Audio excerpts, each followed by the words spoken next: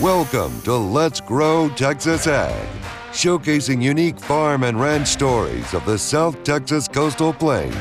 First-hand knowledge with special guests presented by our very own and well-known host, Joe Adams. Pull up a chair and enjoy as we share some of the heritage and insightful stories that have made us proud Texans.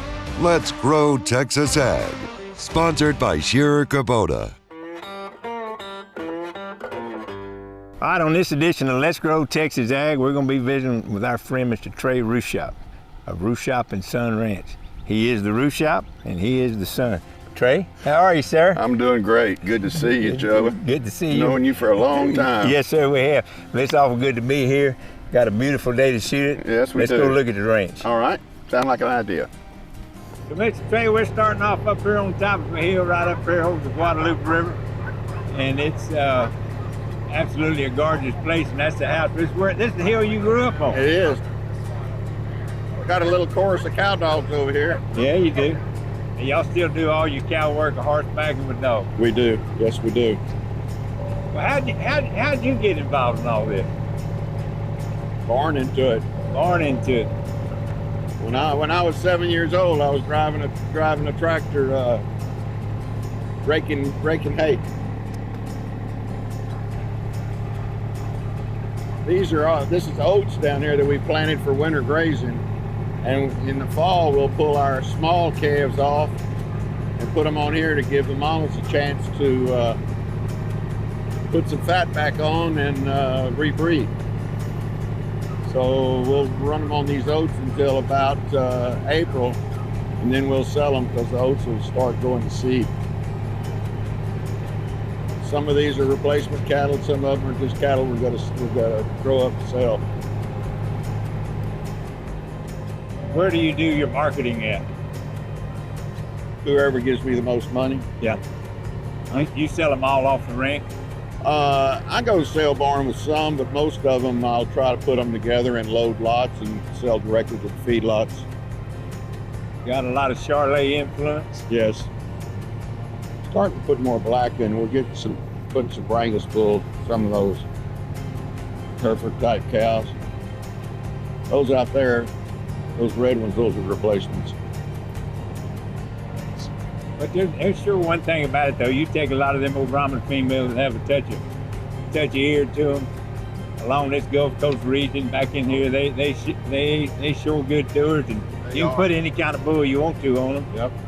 You get a lot of benefits from that, from longevity to disease resistance and all that kind of stuff. And typically they'll turn into a little league mama in a heartbeat. Yeah, they will. It's like we had somebody tear a gate down here and get another pasture. But it don't ever quit, does it? No. Never quits. These old calves look like they got plenty to eat, look like they're doing good. They are doing good. You know, I've not doctored one of them yet. You don't bring any outside calves in? No. It looks like you've had a good old year. Oh, it's been great. One thing I haven't overgrazed it. Yeah. I was worried for a while that I wouldn't even get a stand because of the dry weather, but they've done really well. You know, isn't that been your experience over the years, the overgrazing versus undergrazing? You know, whatever, I know when it's always kind of like whatever you think you can run, drop it down about 20%. Absolutely. Turn them out, and just that little bit of undergrazing will give you, might be the difference between getting from one rain to the next. Well, and another thing is your internal parasites aren't nearly as concentrated, so Exactly right. Cattle just do better. Share that story you told me a while ago when I asked you how long your family's been in the ranching business. Well, I really don't know how long we've been in the ranching business. The only thing that I do know is my cousin showed me an affidavit that one of my ancestors signed saying that he promised he would not sell any more cattle to the Confederacy if they let him out of the Union prison. So you're getting back into the 1860s anyway. At least, yeah. That's a neat story. So what kind of bulls do you mainly turn out? Well, it depends. I try to keep a three-way cross between a Hereford, Charolais, and Brahman influence. But here recently, what I've done is I've been adding Brangus bulls to the Hereford Cross cows, trying to still keep that 3/8, 5/8 Brahman influence, but yet have them be black, because they just bring more money when they're black. Yeah, we said it before, and I really and truly believe it. That Angus Association has done a tremendous job of marketing black-hided beef. Well, and it must work, because Yep. that's what the feedlots want, and that's what the packers want. And ultimately, it all goes back down to the housewives or whoever's buying the meat for the family. Yep. Goes in there, and they don't mind telling you that it's Angus beef. That's right. But down in this part of the world, that Brahman influence is what keeps them tough and keeps them going. Absolutely. Let me get a good whiff of that dog. How important is the dogs in y'all's operation? We couldn't pin our cattle, handle our cattle without the dogs. Yeah. They're as important as a horse is. And it gets to the point where they bond with you, where somebody comes out to mess with your dog, just like messing with one of your kids. Oh yeah, no, it is. Absolutely. And you know what's always amazed me about a dog, especially a working dog, they are absolutely scared of nothing. Right. Oh, absolutely. You know, where you ride up there on an old bad bull or horseback, you kind of like, well, let me put a plan together. Where a dog's plan is, just go get him. Yeah. Just go grab him.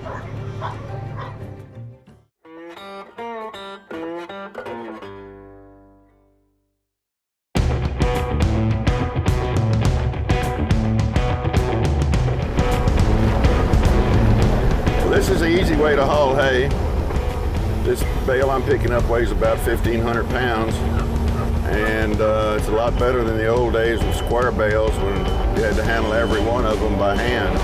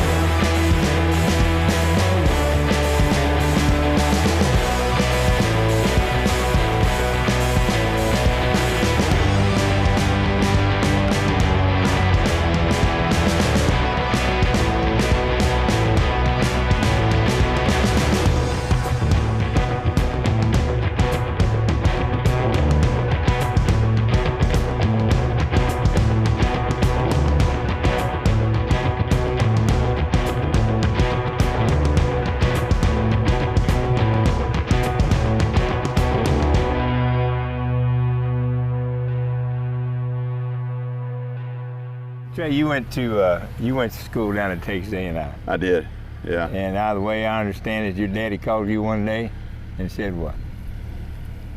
He told me, he says, I've got an opportunity to lease quite a bit of land, and wondered if you want to go in the cattle business with me. And I says, well, Dad, that's what I'm doing down here. And so that's how it started. And then when I got out of college, came back here, and then we just started growing from that. And I leased every piece of land I could find, you know, and very fortunate. I couldn't do it again in my lifetime.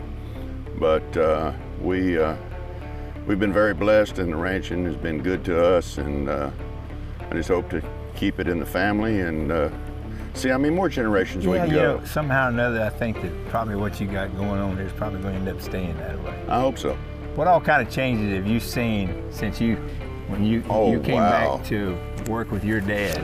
You know, I think the biggest thing is putting this hay up. Yeah. You know, it used to be all manual, and now it's all mechanical, and you can do so much more in a day's time. And I think that's the biggest thing that I see. Of course, the other big thing is when they eradicated the screwworm. Yeah. That was a big thing. We had to go every day and go to every pasture and check the babies and make sure that they didn't have screwworms in their navel. You still probably got some clothes and got that old 62 on it. I know exactly what you're talking about. And in fact, my dad had an old black dog that dog knew the smell. Yeah. And he'd go out and he could find those calves and start barking at them, and then we'd go and doctor them. You know, you remember Uncle Charlie McMahon? Sure. Running the Friar Ranch over. He always told me, he said them screwworms made cowboys. He said you were a horseback every day. Every day. You had something tied, and you had to remember where they was tied, and you always had a good dog with you. Well, yeah, because that dog had to fight the mama off so you could doctor the exactly calf. right. That's exactly right. He had no, I don't know if it was old Black in Town or whatever, but that old dog he was hell to deal with. Yeah. And Charlie said if it wasn't for that dog, he said I got to eat up a long time ago. Oh, absolutely. Yeah, it's a big bond between horses, dogs, and humans. Absolutely. So.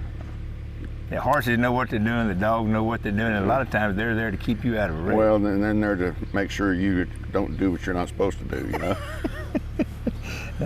You're exactly right. Well, just out of curiosity, where do you see the beef industry and the cattle industry and ranching in the next 50 years? I think the biggest thing that we're facing right now is the biggest negative thing that we're facing right now is urban encroachment, and we're losing acreages, and I mean big acreages every year, to not only to towns but to people that buy little ranchettes or whatever, and don't get me wrong, yeah, bless their heart, but it's taken a lot of the production out, and with our population growing, the demand for beef, I think, is going to be strong, and I think we have a bright future.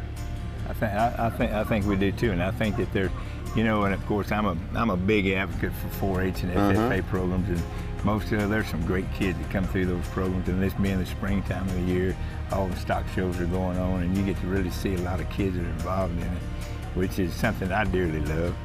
And I agree with you. I think that we got a great group of young people coming up. And I think that somehow, it may not be the way me and you are used to it. Right. But in their own way, you know, this ain't what your daddy was used to. No. And so it would be hard for me and you to go back to the way your daddy and Jay Carter were, you know. I can still throw a hay bale, but I just can't throw it as far as I used to. Yeah, you can't throw 1,000 a day. No. You know, like you had to then. But no, that's pretty interesting. I think that there's going to be a lot of great possibilities in the future in the ag industry, and technology is definitely something that's, you know, they're getting a lot of the stuff that doesn't need to be there out of the circle. Right. And I think we've got a bright future. Well, I hope so. Yeah. You got anything else you want to say? Just love to feed America. Just love to feed America. My friend Trey Ruschhaupt, thank you for Joe. showing us around. You bet you very much. Thank you for your time. Yes, sir. We love visiting, and you know, folks, that's what this show is supposed to be about.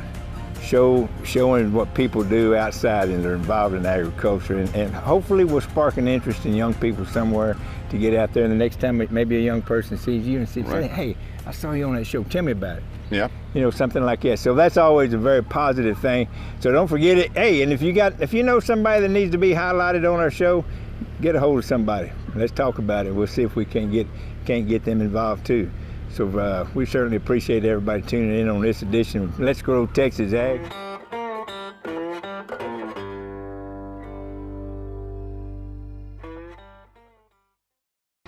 Did you know? With a population of 91,000, Victoria County generates over $100 million in ag-related products.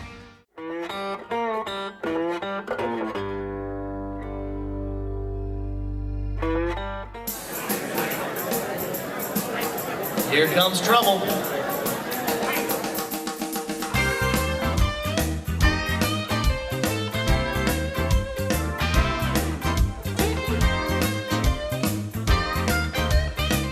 You know, interesting enough, they got a deal out here where all the buyers are out here. They feed them, they wine and dine them, they do all of that. And then they have a mezzanine level back here where if you just want to come out here and you want to watch a kid, you want to do something like that, you're welcome to sit back there.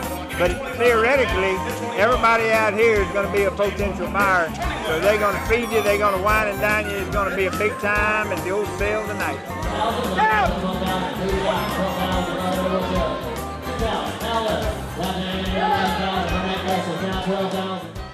Tonight we're out here at the Victoria Livestock Show. Started in 1947, this being the, 79th annual, Mr. Gary? It's a long time. It's a long time. It's a long time. Mr. Gary Lace, he's the chairman of the stock show out here, and I'll tell you one thing for sure about these stock shows, there's plenty of work to go around. Oh my God. Tell me about it. We started about 3 weeks ago. I bet we got 300 volunteers. 300. Yeah, and most all of them just work their feathers off, you know. Oh yeah. We got a crew out there. It goes all night long. You know, that's one of the neatest programs that these stock shows come. You know, the stock show, it's springtime in Texas. And that means, you know, you're going to have stock shows. And there's nothing better than 4-H and FFA kids getting out there and what it teaches them throughout the year to take care of animals and stuff like that. You know, they're the leaders. They're coming up. They're coming up. They're going to be taking care of us someday, I hope. And we got to train them right, you know. That's exactly right. But tonight is what, you know, everything you work for in a stock show, you're trying to get there. And then ultimately, you want to make the sale. That's the ultimate goal. One of the things that I was reading up on this deal a little bit when they first started the stock show, I guess the JC started it. They took it over, when it first started. I think that they had it, you know, they started. Then they teamed up with the Victoria Livestock Show. And, you know, I think they said and they started, the first one they ever had was downtown in tents. If my memory serves me correctly, there was a major kind of a campaign trying to raise some money to get a bigger structure to house a livestock show. Yeah. And that's where the birth of the community center came from. When that all started off, there were kids going across this auction ring at not this one, but the old one, and they were donating some of their money back to it to help get this kicked off the ground. Then we had some great people like the O'Connors and Hewitts and stuff that came along and helped build this rascal, and it's nice. And it's a very nice facility, and it draws a great crowd, and it houses. It does such a good job for so many families that are out there. And you know, and I have a deal that I say at the tail feathers of every one of my auctions. The investment that you've made in the kids of your county tonight will come back tenfold somewhere down the road. Thank you, Mr. Gary. Thank you, sir. Appreciate you. Appreciate y'all coming.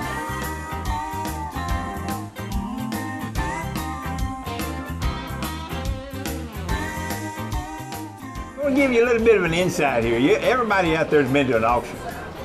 But I can tell you one thing.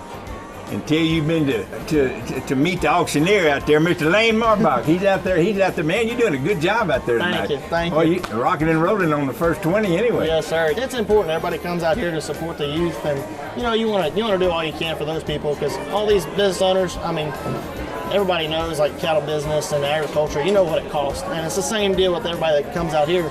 You know, you want to try to do the best you can by them too, not just by the exhibitors. So we appreciate everybody coming out tonight. Absolutely, and I am so pro 4-H and FFA that it's absolutely crazy. Absolutely. You know, and it is. I do really and truly. Not only is agriculture the background of our world. Yes, sir.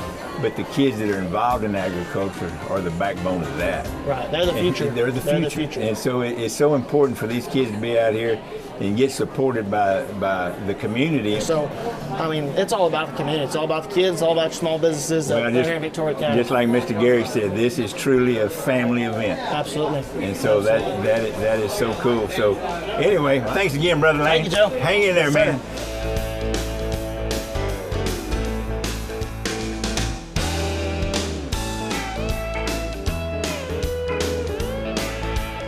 All right, folks, we've seen a little bit about the auction. We've gone through there. We've seen what all's happening in there. We met the auctioneers. We talked to Mr. Gary. We know all the inside. We know all it takes to make it work. But then we're going to get down there to the exhibitors. And we called up with Mr. Colton King. How are you, sir? Good. You doing good? Yes, sir. I guess you are. You had the Grand Champion Rabbits, man. Yeah. That ain't nothing hardly no better than that. Tell us about your project. So we get the rabbits when they're babies. You either can buy a pregnant mother or you can breed your own. I breed my own. You really got to feel for your rabbits, because if you don't have good genetics, you're wasting your time with the project. But as soon as they get born, I mean, it's time, effort into your rabbits. You feed them, you take care of them, you weigh them all the way up to the show, make sure they're all healthy and clean, and yeah. Well, yeah, and he's the market rabbits. It's an industry in itself. Yes. And it's just like judging cattle. It's just everything. It takes a whole lot to get a Grand Champion rabbit. Yes, sir. So I mean, they are judged on meat basis, and it's really, you got to know what you're doing.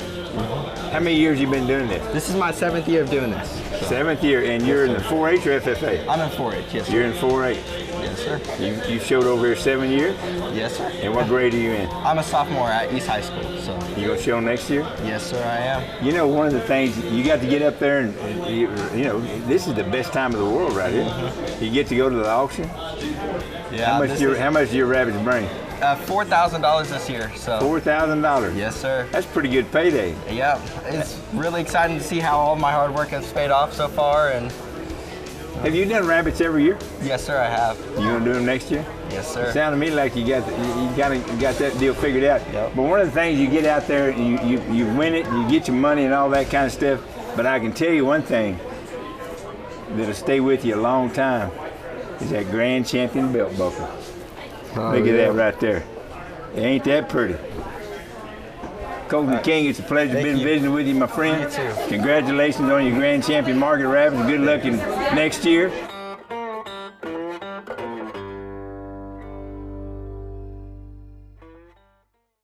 Maybe you know someone that should be highlighted on our program. Let us know. Submit your story ideas to crossroadstoday.com/ag.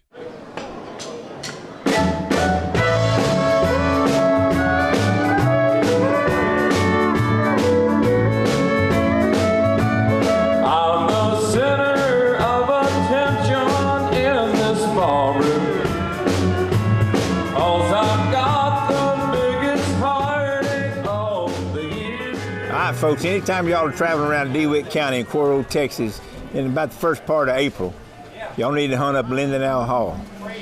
The Poor Boys Barbecue is something you got to participate in. It's a Poor Boys Buyers group that's been participating in the Cuero Livestock Show since 1981. This year we had over 300 buyers. They pull their money together, we buy kids projects, we have a big barbecue the first Saturday in April, unless the first Sunday's Easter, and then it goes to the second Saturday. We've been doing it like that every year. But everybody's invited. It don't cost anybody anything. We got a great group of cooks. They've been doing it for years. We'd love to see y'all out there. Become a part of, if you want to be a part of something, be a part of a buyer's group for a stock show. Support a kid. Come out here and eat some great barbecue. Put it on your calendar for next year, Poor Boys Barbecue. And if that's not off the beaten path, I don't know what is. We'll see you next time on Let's Grow Texas Ag.